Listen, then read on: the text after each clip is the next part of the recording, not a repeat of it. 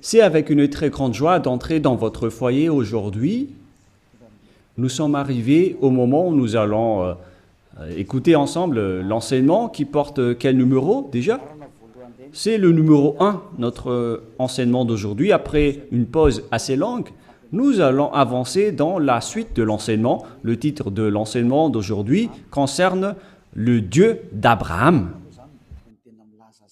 C'est quel livre qui parle de lui? Vraiment? Est-ce que c'est le Coran de l'islam? Ou bien le Sefer Torah juif? Voilà ce que nous allons voir ensemble pour aujourd'hui. Je précise bien que notre enseignement porte le numéro 1 pour aujourd'hui, c'est-à-dire un nouvel enseignement que nous allons suivre ensemble selon les directives de Yahushua. Gloire éternelle à lui. Premièrement, je réitère mes salutations pour vous qui m'écoutez et je vous souhaite le meilleur pour vous qui suivez déjà la parole et l'enseignement en ce moment. Nous sommes arrivés au moment où nous allons avancer dans cet enseignement numéro 1 pour aujourd'hui, que vous allez suivre avec moi, l'ambassadeur de Yahushua, Ziadia Elia. C'est moi qui est avec vous en ce moment, que vous voyez en image, et ma voix, vous êtes déjà habitué à l'écouter de manière habituelle. Et je répète encore le titre de notre enseignement. Où est-ce qu'on peut trouver la vérité? C'est dans quel livre qui parle vraiment du Dieu d'Abraham? Car là, on parle vraiment du livre juif. Pourquoi je parle du livre juif qu'on appelle le Sefer Torah? Et il y a aussi le livre du Coran. Pourquoi Elia parle du livre juif, du Sefer Torah, ainsi que du Coran? Car chacun parle du Dieu d'Abraham, chacun des deux livres, alors que chacun aussi a sa version et leur langage. Et on parle de versions tout à fait opposées, deux versions diamétralement opposées, qu'on peut dire qu'ils sont vraiment opposés avec aucune liaison. Car par exemple, le nom du Dieu d'Abraham dans le Sefer Torah juif, c'est Yahva. Voilà ce qu'on voit dans le Sefer Torah juif. Et lorsque vous regardez dans le Coran, vous voyez que c'est Allah qui est écrit dedans. Donc, c'est clair que la question doit se poser, lequel des deux est le vrai? Car chacun a sa propre version. Et qui est-ce qu'on doit suivre si on regarde et si on écoute? Mais pour les personnes qui ne se cassent pas la tête avec le salut, ils disent que ça va de soi. Mais si vous cherchez vraiment le chemin vers le salut, vous voyez bien que ce schéma est différent. L'autre est vrai et l'autre est faux. C'est pourquoi la question, quel est le vrai livre en ce moment? Car dès le commencement, je vais vous préciser, et en même temps, je regarde un peu les téléphones, ainsi que les applications, car je vais lire le Coran à travers une application. Et donc, nous allons d'abord voir que ils reconnaissent bien, quoi déjà? Ils reconnaissent bien l'existence de quoi déjà? Du Sefer Torah. Ils reconnaissent bien l'existence du Sefer Torah, le livre du Coran. Le livre du Sefer Torah, c'est le livre juif. Nous allons d'abord lire cette parole, car si l'on veut faire le rapport avec ces deux paroles qui sont différentes, alors que le Coran reconnaît bien le Sefer Torah juif, le Sefer Torah appartient aux Juifs israéliens. Et le Coran précise bien qu'il reconnaît l'existence du Sefer Torah selon le livre du Coran, Ali Imran 3. Nous allons regarder ensemble Ali Imran 3. Et vous pouvez directement afficher, mais moi en même temps je vais rechercher un peu. Ali Imran 3.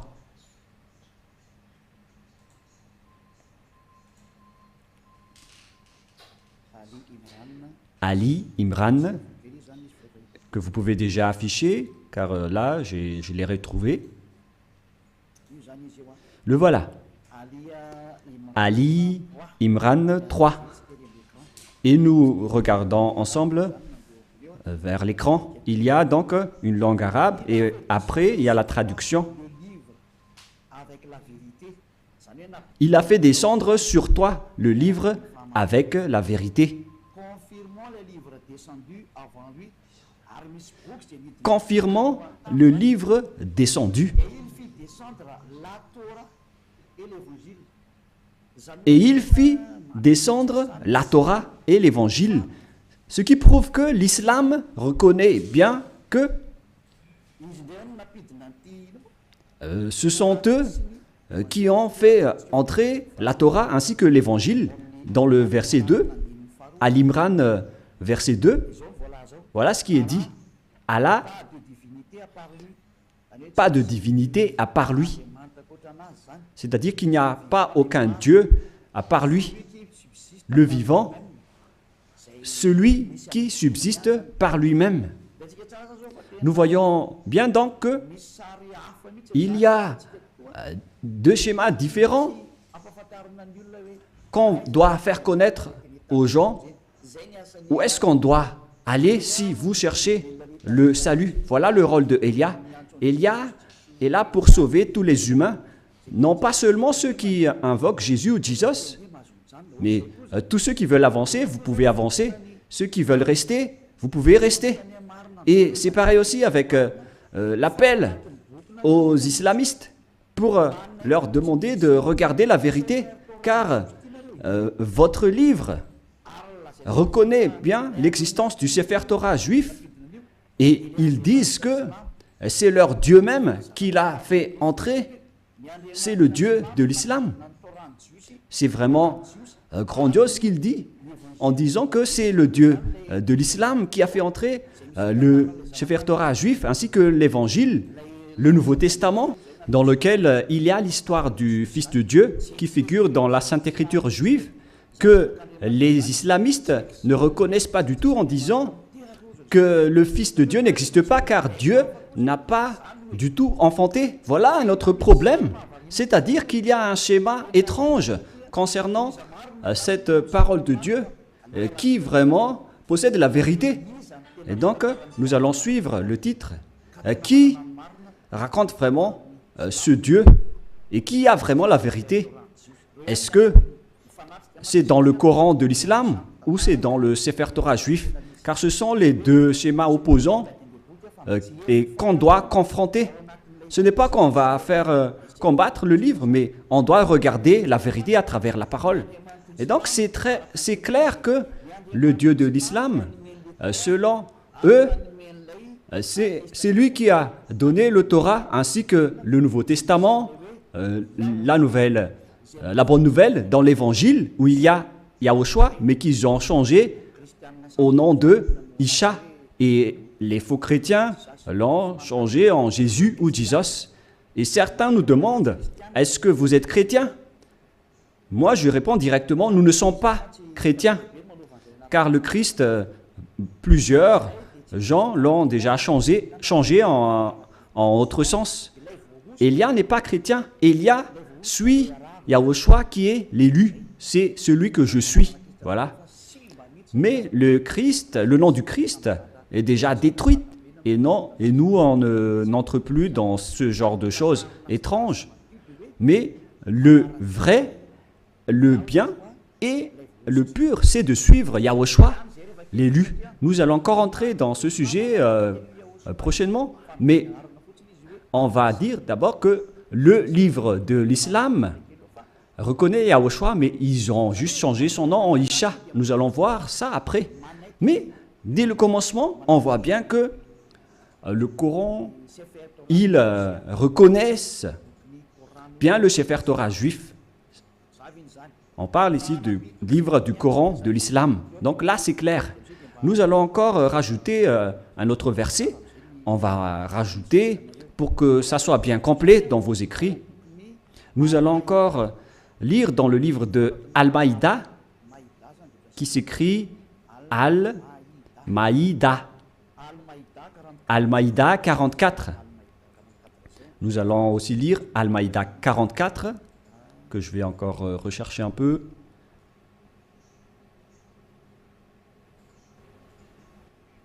Al-Maïda 44. Al-Maïda 44. C'est-à-dire que c'est écrit en plusieurs paroles que le Torah existe. Mais comment te demanderaient-ils d'être leur juge quand ils ont avec eux la Torah dans laquelle se trouve le jugement d'Allah? C'est-à-dire, ici la parole précise que c'est dans le Torah qu'il y a le jugement de Allah, c'est-à-dire le Dieu de l'islam. Son jugement réside dans le Torah, dans la Torah. Et donc c'est clair à ce sujet-là que la Torah appartient à Allah, ce qui est étrange déjà. Mais qui est le vrai propriétaire de la Torah? Est-ce que c'est Allah ou bien Yahva? Toutes ces questions se posent, car nous voyons tous ensemble que les islamistes disent qu'ils sont les propriétaires de la Torah, d'après ce schéma, car le jugement de Allah pour les humains est dedans. Et bien évidemment, on va juger les humains, et ils disent que c'est dans le Sefer Torah juif. Et puis après cela, ils jettent en jugement, et ces gens-là sont nullement des croyants. Bon, on va laisser ça de côté, mais ici, on voit bien que la parole est très claire en disant que le Dieu Allah Islam est bien dans le Sefer Torah juif, ce qui est déjà étrange. Mais on va voir la vérité. Et malgré cela, nous allons encore regarder d'autres paroles pour bien compléter, pour bien prouver la parole de Élia. Nous allons lire dans Mariam 12. Attendez un peu parce que le livre s'est envolé. Mariam.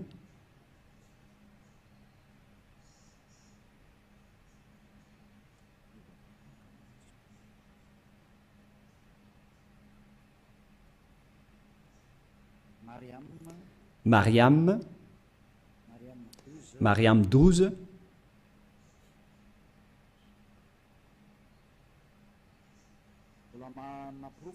Ce qui, je suis encore en train de donner des preuves. Hein. Allez-y, affichez pour qu'on le lit, les techniciens. Oh Yahya, tiens fermement au livre, la Torah. Nous lui donnâmes la sagesse alors qu'il était enfant. Ici donc, cette personne qu'on parle ici, on lui a dit de bien tenir le livre de la Torah qu'on lui a donné avec la sagesse. On lui a donné la sagesse dès son enfance. C'est-à-dire que c'est bien précisé dans le livre d'Islam, et c'est incontestable qu'ils reconnaissent l'existence du Sefer Torah juif. Alors, si l'on a vu tout cela, maintenant, on va regarder qui est vrai. Est-ce que c'est le Sefer Torah juif qui sont aux Juifs israéliens?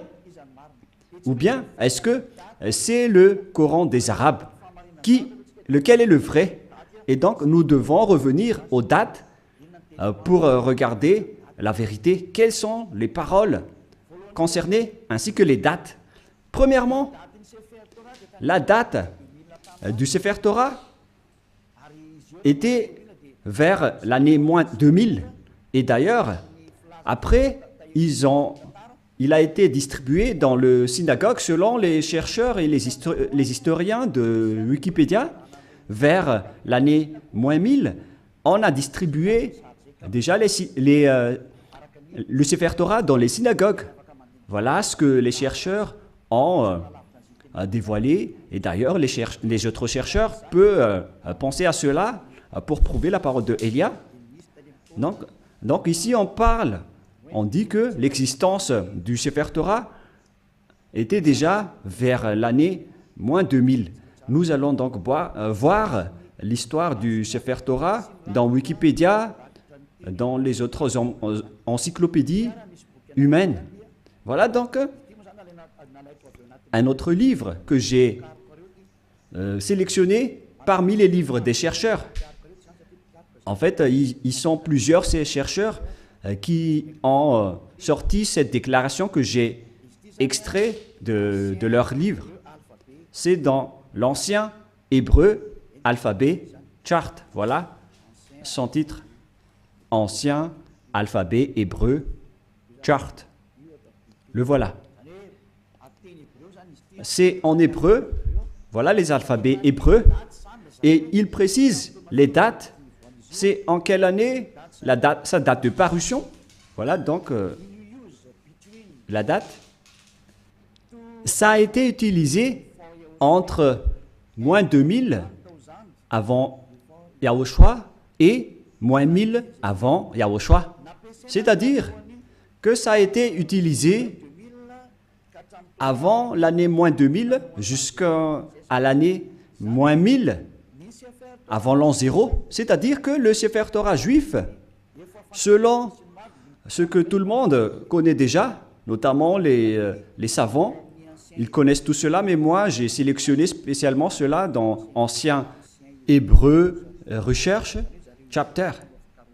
C'est-à-dire que les Hébreux ont fait des recherches avec leurs savants pour sortir cet article que ça a été utilisé vers moins 2000, qu'on a utilisé l'alphabet hébreu, colonne 1 utilisé dans l'ancienne époque, colonne 2 vers moins 1000 jusqu'à moins 100, et colonne 3 utilisée depuis moins 400 jusqu'à plus 100. Voilà donc.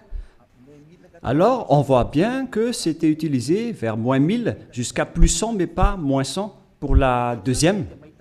Ici, on voit clairement que c'est depuis l'année moins 2000 que le Sefer Torah juif a déjà existé. Nous allons encore donner une deuxième preuve, toujours sur Wikipédia. Sur Wikipédia, ils disent, concernant la distribution du Sefer Torah juif, lorsqu'ils l'ont sorti, c'est dans Wikipédia que nous allons le lire.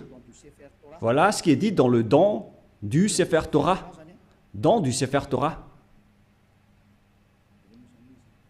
C'est où déjà? Voilà. Le don des nouveaux Sefer Torah à la synagogue est souvent l'occasion d'une fête joyeuse avec des chants, danses et prières. Cet usage remonte au premier temple. On parle ici à l'époque où le temple de Jérusalem n'était pas encore détruit, vers 1000 avant Yahushua. Mais le vôtre, ce n'est pas cohérent. Voilà. C'est-à-dire que ça a déjà existé depuis l'année moins 1000 concernant la distribution du Sefer Torah dans les synagogues. Les synagogues, ce sont des genres de petites églises. Si on compare avec le royaume de Yahushua, ce sont les VP, les petites églises régionales, etc. Et donc, ils ont distribué le Sefer Torah depuis l'année moins 1000 dans les synagogues. C'est-à-dire, c'est depuis une époque ancienne que le Sefer Torah existait déjà. C'est-à-dire vers l'année moins 1000. Et on a déjà vu aussi qu'il a existé depuis moins 2000. Mais sa distribution dans les synagogues, c'était vers l'année moins 1000 avant l'an 0. Donc là, c'est clair et c'est bien prouvé que le Sefer Torah existait déjà avant l'année 0. Et vers l'année moins 1000, on l'a distribué dans les petites synagogues, dans les petites églises. C'est incontestable alors qu'il est très ancien. Et nous allons ensuite regarder concernant le Coran de l'islam. Et si je vous dis tout ça, c'est par amour pour vous les humains, avant votre anéantissement. Elia vous dit de vous retourner. Il n'y a plus rien à faire pour votre terre. Sa destruction est arrivée. Et moi je dis à tous les humains de revenir vers le propriétaire de cette terre qui va être détruit, car vous ne pouvez plus l'empêcher en ce moment, c'est déjà en cours. Et si vous ne, tant que l'histoire ne vous frappe pas, alors sachez, vous tournez. C'est pourquoi ce salut en sauve tout le monde, sans exception, pour que personne ne soit plus trempé. Car les pécheurs ont été tous trempés. Et on est en train de sauver les pécheurs pour que vous ne péchez plus. Et les gens qui sont avec Élia ne pêchent plus. Est-ce que vous ne désirez pas ça? L'objectif de prier, c'est de ne plus pécher. Mais si vous êtes encore pécheur, n'espérez pas d'aller vers le Dieu d'Abraham. Les pécheurs n'iront jamais auprès du Dieu d'Abraham. Vous êtes en train d'être baratiné par les gens. Vous seriez perdu en enfer et dans le lac du feu. Voilà votre finalité. Alors faites bien attention. Et là, maintenant, on va voir à quel moment le Coran de l'islam a existé. Toujours dans le livre du Coran que nous allons prendre sur Wikipédia, date de parution. Le livre de l'islam a été proclamé vers l'année plus 612, plus 610 jusqu'à 632, proclamé de 612 jusqu'à 632. Et il y avait eu une autre édition après 632, 634, etc. C'est-à-dire qu'il a existé aux alentours de l'année 612 concernant l'existence du Coran de l'islam. Ce n'est pas le Coran juif, mais c'est le Coran de l'islam, c'est-à-dire aux musulmans. Donc, il s'agit d'un livre récent qui est différent du livre juif. C'est vraiment un livre différent. C'est pourquoi le nom de leur Dieu n'est pas pareil que le nom du Dieu juif. Le nom du Dieu juif qui est Yahweh et le nom du Dieu de l'islam c'est Allah. Alors lequel on doit choisir? Car chacun dit qu'il connaît la Torah. Et si vous avez vu cette date, bon, donc moi je vais bien le montrer pour démontrer l'originalité de l'histoire du Coran. Et il y a encore plusieurs histoires, mais on va voir un peu en bas les paroles divines, les créations musulmanes, etc. Et ici, on voit en bas la date de parution que je vous ai montré tout à l'heure. Date de parution proclamée de 610 à 612 jusqu'à 632. C'est-à-dire vers l'année 610. Voilà l'existence du Coran. C'est incontestable, tout le monde le connaît.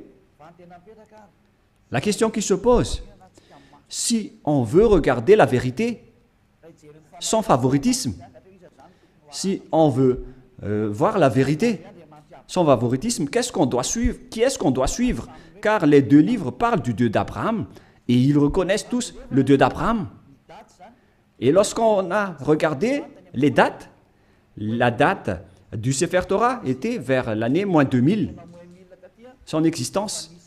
Et vers l'année moins 1000, sur Wikipédia, c'est prouvé qu'il a été distribué, le Sefer Torah, on l'a distribué dans les petites synagogues. C'est-à-dire qu'il s'agit d'un livre très ancien, le Sefer Torah. C'est lui qui a conservé les anciennes paroles. Et donc, si on regarde bien, qu'est-ce qu'on doit prendre? Est-ce que vous allez prendre le livre qui était né vers plus 600 de l'islam? Est-ce que c'est là qu'on doit voir la vérité sur le Dieu d'Abraham, ou bien vers celui qui était vers moins 2000? Et sans hésitation, sans favoritisme, tout le monde doit dire qu'on doit voir dans le livre qui existait vers moins 2000, qui a conservé toute la vérité. Voilà la vérité. Lorsque vous regardez l'originalité, il faut regarder le plus ancien.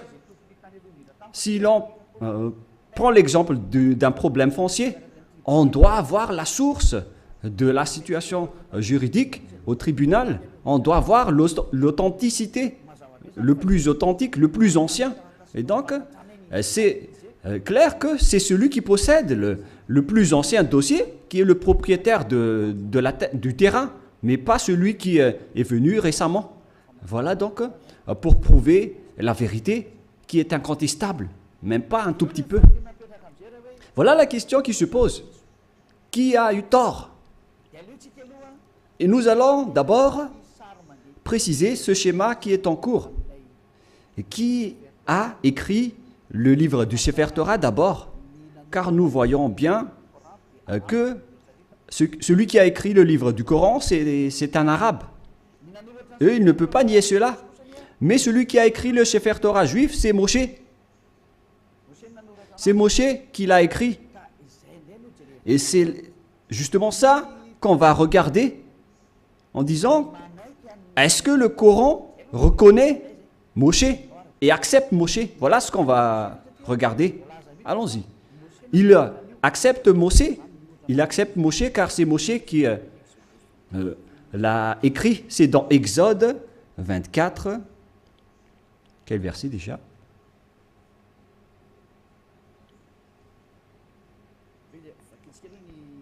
Nous allons d'abord lire sur Wikipédia. Nous allons lire sur Wikipédia concernant le livre de la Genèse pour voir qui l'a écrit. Nous allons lire le livre de la Genèse sur Wikipédia qui a été écrit par les chercheurs mondiaux. Donc le livre de la Genèse ainsi que les autres livres, qui les ont écrits? L'Exode, et etc. Le livre de la Genèse. Premier livre de la Bible, du Sefer Torah, car c'était des écrits récents, mais anciennement, son appellation juive, c'est le Sefer Torah. Et ça n'a pas changé ce nom juif, mais ce sont les autres nations qui l'ont changé en Bible. On parle ici du Sefer Bereshit, le commencement, ou la Genèse. L'auteur traditionnel, ils l'ont précisé ici que c'est Moïse qui l'a écrit. Et il y a aussi d'autres auteurs avec d'autres remarques concernant d'autres auteurs anonymes.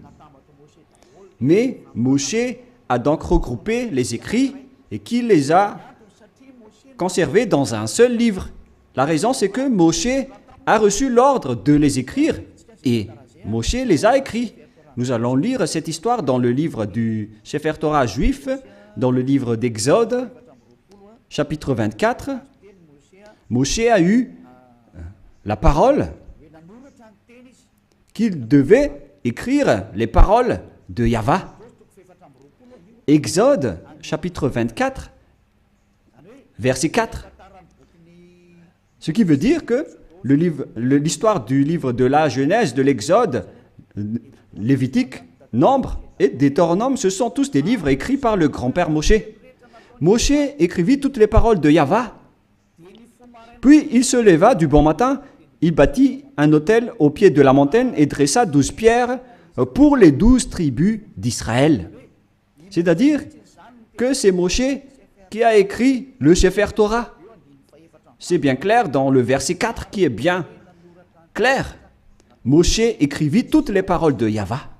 Personne ne peut plus contester cela en disant que c'est une autre personne qui l'a écrit. Donc l'ancien Sefer Torah, le plus ancien, c'est Moshe qui a écrit tous ces livres selon ce qui est dit dans le Sefer Torah, dans le livre d'Exode, qui est un livre de Moshe.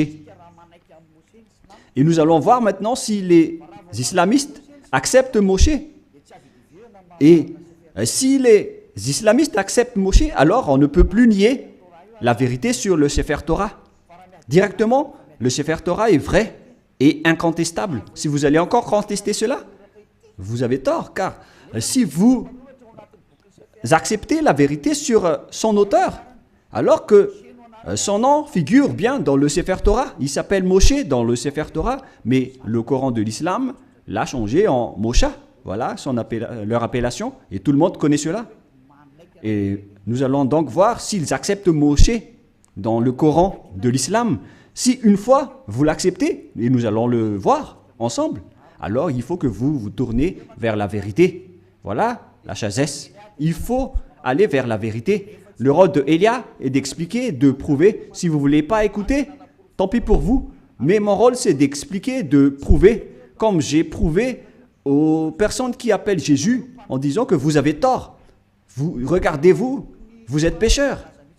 Et même le livre du Coran précise bien que tous les islamistes sont pécheurs. Et ce qui est pire, c'est qu'ils vont être tous jetés en enfer. Et ils connaissent tous cela. Et ils disent qu'on va les sélectionner petit à petit de l'enfer après. La question que je vous pose, par quel moyen vous allez quitter l'enfer? Car c'est écrit dans votre livre, ma venue, c'est de sauver les humains sans exception. Voilà le grand amour. C'est sauver tout le monde en tant qu'humain. Comment vous allez échapper à l'enfer? Par quelle solution? Et ne répondez pas bêtement. Il faut donner une vraie solution. Car dans votre livre, il est également écrit que vous n'avez pas le pouvoir de purifier ou de rendre parfaite une personne. C'est écrit dans votre livre. Vous n'avez pas le pouvoir de changer une personne en une personne vraie et parfaite. Alors, comment vous allez échapper à l'enfer? La question qui se pose. Après votre mort, vous irez en enfer et comment vous allez quitter cette zone? C'est vraiment pire. Hein? Je ne sais pas si vous avez déjà entendu cela, mais lorsqu'on discute avec les gens, ils acceptent que c'est vrai. Et lorsqu'on les pose la question, comment vous allez échapper à cela? Et après, ils donnent des réponses bêtes. Si vous êtes en enfer, alors vous êtes méchant, vous êtes puni. C'est là que les adultères, les voleurs, les idolâtres, ils vont être jetés en enfer et dans le lac de feu et de soufre. Mais dans le livre de Sefer Torah juif, il est dit que si quelqu'un est jeté là-bas, il ne pourrait plus y échapper. Souvenez-vous bien de cela. Donc, on va voir maintenant que est-ce que le Coran accepte Moshe ou Moïse pour les catholiques romains et les protestants. Pour les protestants, Moshe. Pour le Sefer Torah original, c'est Moshe. Et pour le Coran de l'islam, c'est Moshe, mais c'est le même. Nous allons donc chercher cette parole. Est-ce que le Coran accepte les prophètes? Voilà ce qu'on va lire en premier. Et nous allons bien lire que les islamistes acceptent les prophètes dans le livre d'Al-Baqarah 39. Nous allons devoir préciser un peu la recherche sur Al-Baqarah 39. Veuillez patienter un tout petit peu car je suis en train de rechercher. Al-Baqarah. Quel verset déjà? Quel chapitre? 39, 36, 37, 38, 39.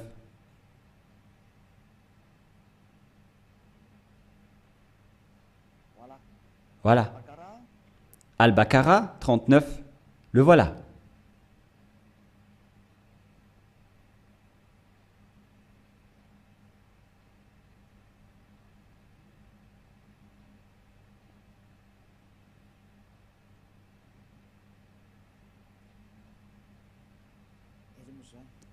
Où il est passé déjà? Voilà. Nous allons lire à partir du verset 38 et 39. Nous dîmes, descendez d'ici, vous tous, toutes les fois que je vous enverrai un guide, c'est-à-dire lorsqu'ils vont envoyer un guide parmi vous pour vous guider, celui qui vont les suivre n'auront pas de crainte ou de terreur, etc. Voilà. Verset 39. Et ceux qui ne croient pas à nos messagers, quiconque ne croit pas à nos messagers, c'est-à-dire leurs prophètes, et traitent de mensonges nos révélations.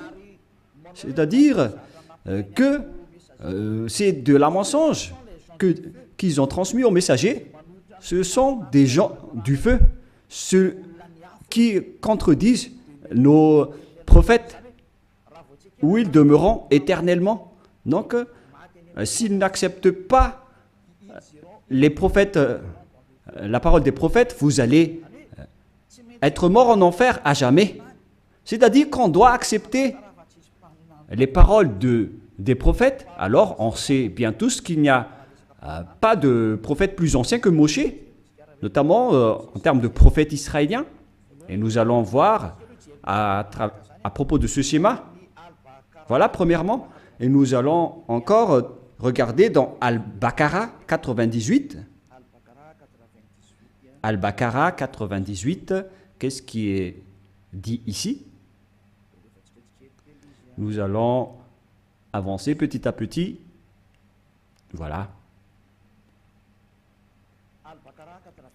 Al-Baqarah 98. Al-Baqarah, voilà. 98. Dit, quiconque est ennemi d'Allah, il s'agit de leur Dieu, de ses anges et de ses messagers, jusqu'à ses messagers, de Gabriel et de Michaël. Vous voyez bien qu'il y a le terme Gabriel et Michaël qui se trouve dans le livre de Sefer Torah également. Allah sera son ennemi, c'est-à-dire que Allah sera leur ennemi, car Allah, le Dieu de l'islam, il est l'ennemi des infidèles. C'est-à-dire, on doit accepter les paroles des messagers ou des prophètes, sinon vous serez un ennemi de ce Dieu. C'est clair alors qu'on va voir que est-ce que Moshe est un prophète dans le livre du Coran? Mais si Moshe est un prophète, alors les paroles de Moshe doivent être acceptées par les islamistes, car Moshe est le premier prophète. Et eux, ils reconnaissent le livre de la Torah. Et Moshe se trouve dans la Torah et pas ailleurs. Nous allons également voir une autre parole, toujours dans Al-Baqarah, mais dans le chapitre 253. C'est un peu loin, ce chapitre 253. C'est encore loin.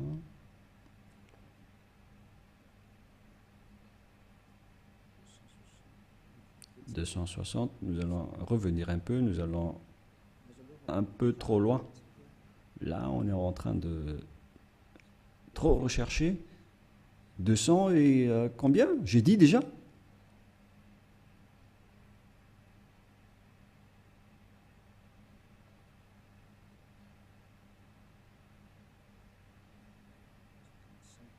55, 54, 53, voilà. Écoutez bien ceci. Parmi ces messagers, nous avons favorisé certains par rapport à d'autres. Il en est à qui Allah a parlé, vous savez. C'est-à-dire, parmi les prophètes et les messagers, il y a des hauts gradés par rapport aux autres.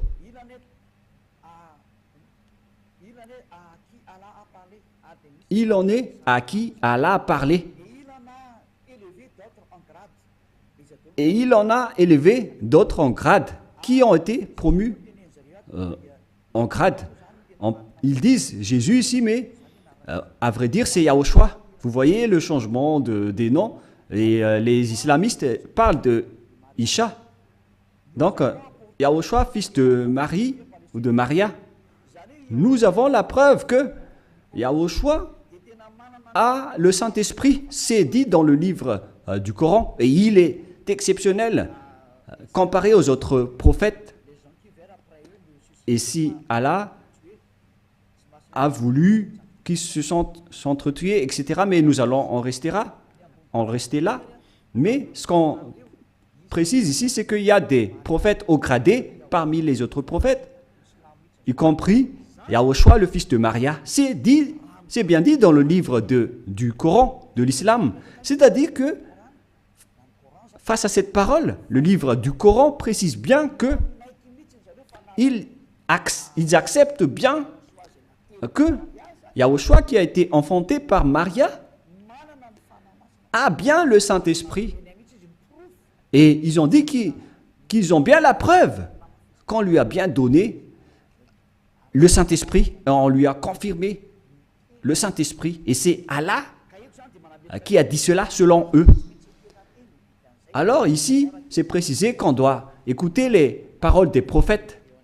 Alors, maintenant, nous allons lire comment ils acceptent Moshe, Moïse ou Mosha. Est-ce qu'ils acceptent Moshe? Dans le livre d'Al-Imran, est-ce qu'ils acceptent Moshe? Voilà ce qu'on va terminer ceci pour aujourd'hui. Est-ce que le Coran de l'islam accepte Moshe? Parce que s'ils acceptent, face à toutes ces paroles, donc c'est clair que c'est le Sefer Torah juif qui est vrai et le Coran est faux, d'après tout ce qu'on a dit. J'ai donné des preuves. Hein. Je n'ai pas seulement donné des paroles du Sefer Torah, mais j'ai également donné des paroles du Coran. Comme ça, vous voyez bien que je n'ai pas fait du favoritisme, car chacun a dit sa version, et à vous de connaître lequel doit-on suivre. Et donc, le livre de Al-Miran 84 précise aussi, et je précise aussi que c'est de l'amour, tout ce que je suis en train de vous parler, pour que vous ne soyez pas jetés en enfer, au cas où vous allez être en difficulté avec le danger que vous allez subir. J'ai dit Al-Imran 84, voilà. Allons-y. Dit Al-Imran 84. Nous croyons en Allah, à ce qu'on a fait descendre sur nous. On parle ici des islamistes. À ce qu'on a fait descendre sur Abraham, en Ismaël, en Isaac. Tous ces noms figurent dans le livre du Sefer Torah, en Jacob et sa tribu. On voit bien l'histoire de cette tribu dans le livre du Sefer Torah juif et de ce qui a été porté par Moïse. Moïse, et donc ici c'est le porte-parole et le prophète, et on va dire Yahushua directement. Et ici donc, on précise bien que les islamistes croient à tous les prophètes jusqu'à Jésus, Isha, c'est-à-dire Yahushua, en vrai. Depuis Moshe ou Moïse, ils acceptent tous les prophètes. C'est clair alors que le Coran ne peut pas dire qu'il nie Moshe. C'est pas vrai.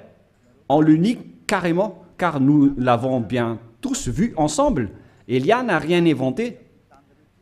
Élia n'a rien inventé. C'est le salut. Le danger arrive sur votre terre. C'est le devoir de Élia de vous sauver.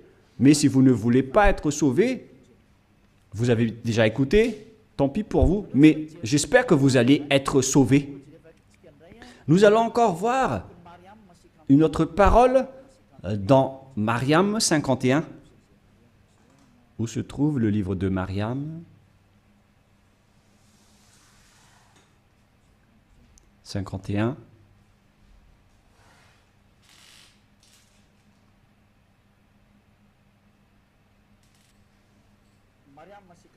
Mariam 51. Et mentionne dans le livre de Moïse ou Moshe, c'était vraiment un élu. Et c'était un messager. Et un prophète. Les islamistes exigent bien et précisent qu'il faut bien marquer que Moïse ou Moshe, c'était vraiment un élu. Il faut bien donc marquer dans le livre de l'islam que Moïse ou Moshe ou Mosha, c'est un élu, c'est un porte-parole et c'est un vrai prophète, messager. Voilà.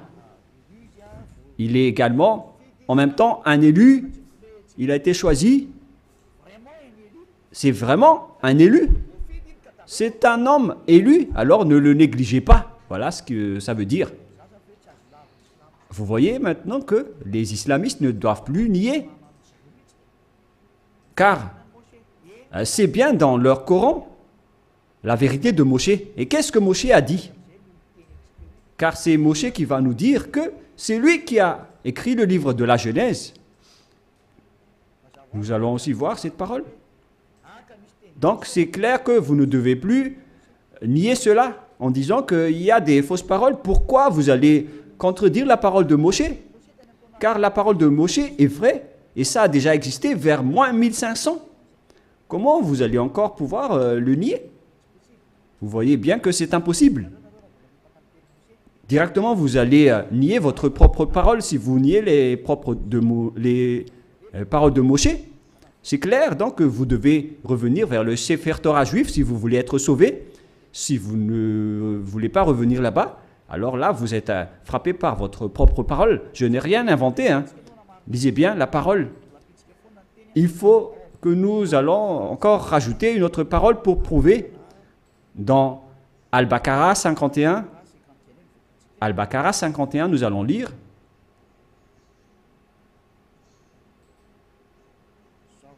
Voilà. Al-Baqarah 51. Et rappelez-vous, lorsque nous donnâmes rendez-vous à Moïse pendant 48,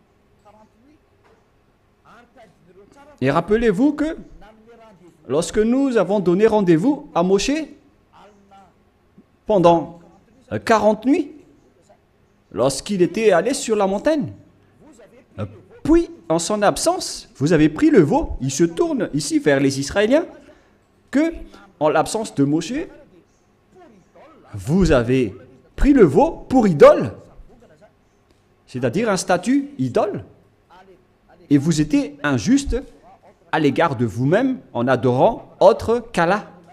Et donc, vous avez adoré un bœuf qui est injuste devant le Dieu de l'islam qu'ils appellent Allah. Vous voyez bien qu'on parle ici d'un sujet juif. Donc, les islamistes acceptent que Moshe a été bien monté sur la montagne, alors qu'on voit cette histoire dans le Sefer Torah juif qui existait déjà vers moins 1500, qui est bien loin comparé au livre du Coran qui a existé vers plus 600. Les dates ne sont pas vraiment du tout proches. Et si on écoute tout cela, on doit bien penser, est-ce que on doit nier encore le Sefer Torah juif et pour confirmer que les paroles de Moshe sont incontestables? C'est le livre de Coran qui le dit. Je n'ai rien inventé. Nous allons encore regarder une autre dernière parole dans le livre de An-Nisha 163. An-Nisha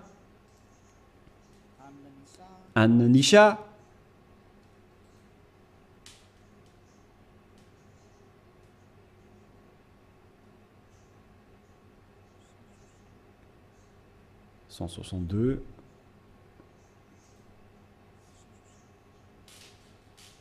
Là, c'est 160 et combien?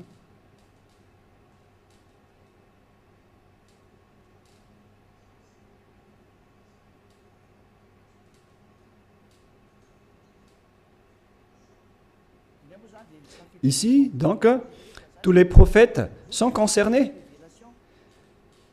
Nous t'avons fait une révélation. Comme film à Noé, nous t'avons fait une révélation, comme à l'époque de Noé. Noé, on sait tous qu'il existe dans le Sefer Torah juif, à tous les prophètes, nous allons faire une révélation en Abraham, en Ismaël, à Isaac, en Jacob. ainsi qu'à toutes les tribus, jusqu'à Yahushua, Job, Jonah, Aaron, jusqu'à